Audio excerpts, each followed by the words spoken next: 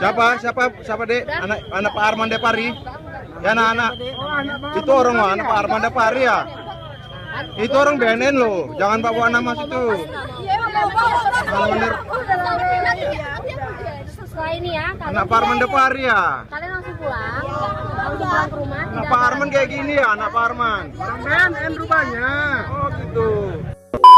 Hai, gimana kabar kalian semua guys? Admin harap tetap dalam kondisi kesehatan yang baik dan jangan lupa beristirahat sejenak sambil menikmati video menarik seputar dunia para artis dari kami ya.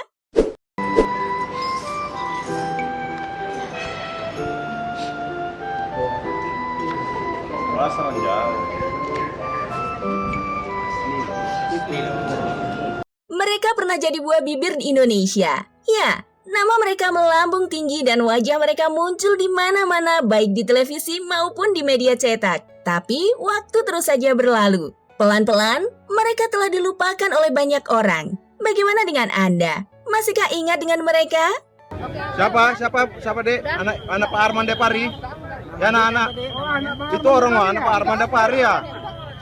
Itu orang BNN loh. Jangan bawa nama situ. Bener. Setelah ini ya, Anak Pak Arman Depari ya. kalian langsung pulang ke rumah. Anak Pak Arman kayak gini ya, anak. Namun sebelum kita ke videonya, untuk kalian yang belum subscribe, yuk klik tombol merahnya dan nyalakan notifikasinya ya. 1. Eyang Subur. Masih ingat sosok Eyang Subur? Eyang Subur sempat menghebohkan publik beberapa tahun silam.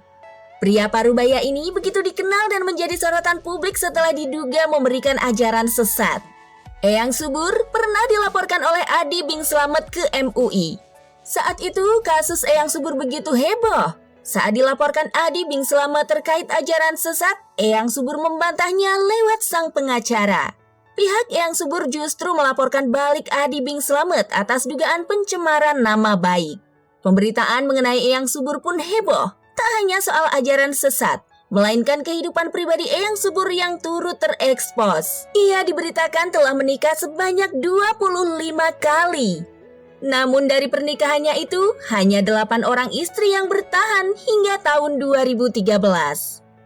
Selain Adi Bing Slamet, salah seorang murid Eyang Subur lainnya juga turut melaporkannya, yakni Arya Wiguna. Bahkan dalam satu kesempatan, Arya Wiguna meluapkan kemarahannya yang kemudian menjadi bahan lucu-lucuan warganet kala itu, yakni ungkapan "demi Tuhan" yang sampai dibuatkan remixnya oleh Eka Gustiwana. Setelah kasusnya berlalu dan orang-orang tak lagi membicarakan sosoknya, Eyang Subur kini kembali menggemparkan publik. Ia muncul melalui media kekinian yang sering digunakan kaum milenial untuk mengekspresikan diri, yakni YouTube. Kanal YouTube yang diberi nama Eyang Subur Official itu baru dibuat 5 hari yang lalu. Walaupun baru beberapa hari, nampak Eyang Subur telah mengunggah belasan video.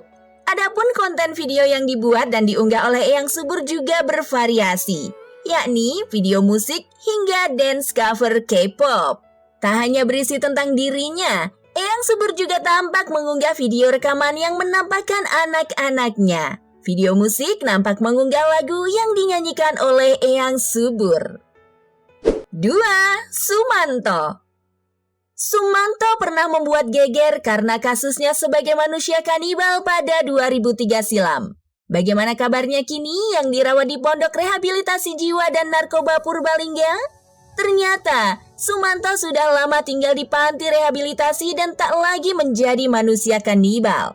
Meskipun demikian, Sumanto yang sudah tinggal di pondok tersebut selama hampir 18 tahun itu selalu berkeinginan untuk kembali ke rumahnya dan hidup bersama kedua orang tuanya.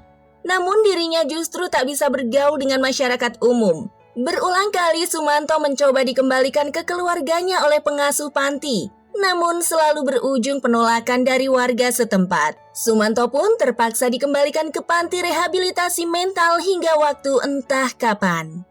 3. Syekh Puji. Pernah dengar nama Syekh Puji dan kejadian yang dialaminya? Ya, Syekh Puji sempat bikin heboh karena menikahi Lutfiana Ulfa yang saat itu masih berusia 12 tahun. Pujiono Cahyo Widianto alias Syekh Puji pun jadi perbincangan. Pasangan beda usia ini langsung viral setelah sosok Lutfiana Ulfa ikut menjadi perbincangan. Lalu bagaimana hubungan rumah tangga pasangan ini sekarang? Usai pernikahannya dengan Ulfa, gadis 12 tahun ramai diperbincangkan. Ternyata Syekh Puji sempat mendekam di penjara.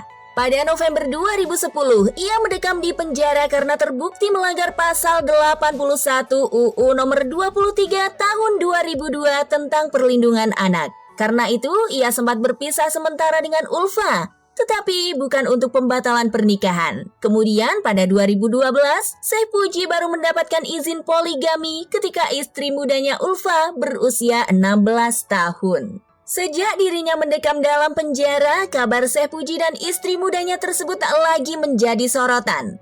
Kabar tentang keduanya lambat laun tenggelam dan tak lagi menjadi perhatian publik. Rupanya pernikahan yang dulu sempat membuat ramai dan diragukan banyak orang karena jarak usia mereka justru masih bertahan dengan penuh keharmonisan dan kasih sayang.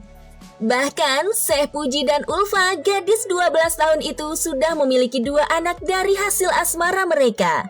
Penampilan Ulfa yang dulu masih terlihat lugu, kini sudah berubah drastis hingga membuat orang pangling melihatnya. Istri muda Syekh Puji ini terlihat semakin cantik, dewasa, dan modis setelah menjadi ibu. Tak heran jika banyak orang yang merasa pangling melihat perubahan dari Ulfa yang dulu masih terlihat bocah.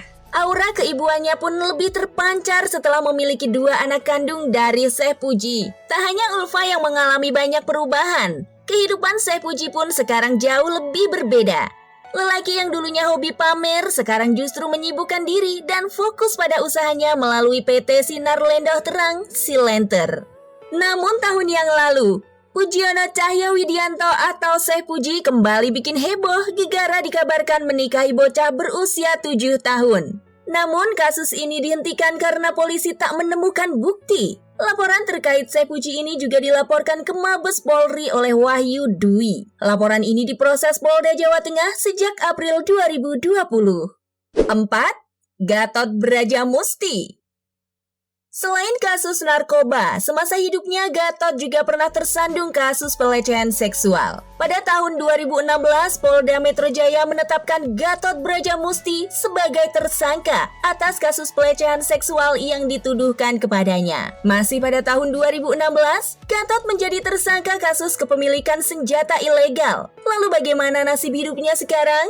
Dan ternyata Gatot Brajamusti yang juga mantan Ketua Persatuan Artis Film Indonesia Parvi meninggal dunia Minggu 8 November 2020. Sebelum menghembuskan nafas terakhir, dia sempat dirujuk ke rumah sakit lantaran mengidap hipertensi dan gula darah tinggi. Selain itu, Gatot juga memiliki riwayat penyakit stroke. Oke guys, itu dulu yang bisa kami rangkum. Jangan lupa untuk tulis di kolom komentar. And see you next video. Bye-bye.